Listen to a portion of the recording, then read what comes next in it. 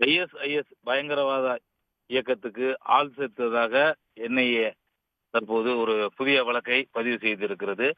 அதன் அடிப்படையில் மயிலாடுதுறை, சீர்காழி உள்ளிட்ட டெல்டா மாவட்டங்களில் 15 இடங்களிலும், சென்னை புரசைவாக்கத்தில் ஒரு இடத்திலும் என தற்போது இன்று அதிகாலை முதல் 16 இடங்களில் தற்போது என்ஐஏ அதிகாரிகள் சோதனையில் ஈடுபட்டு வருகின்றனர்.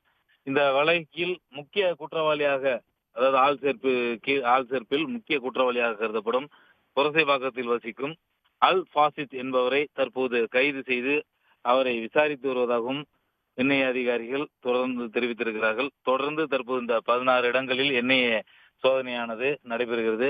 பல்வேறு இடங்களில் நடைபெற்ற இந்த சோதனையின் அடிப்படையில், அதாவது இந்த அதிகாலை முதல் நடைபெறுகிறது. பல்வேறு எலக்ட்ரானிக் உபகரணங்கள், அதே போல துண்டு பிரசுரங்கள், விஷம பிரச்சாரங்கள் தொடர்பான அந்த துண்டு பிரசுரங்கள் எல்லாம் பறிமுதல் செய்யப்பட்டதாக அதிகாரிகள் தெரிவித்திருக்கிறார்கள். இது தொடர்பான விரிவான செய்திக்குறிப்பு இன்று மாலை வழங்கப்படும் எனவும் என்ஐஏ அதிகாரிகள் தரப்பில் தெரிவிக்கப்பட்டிருக்கிறது.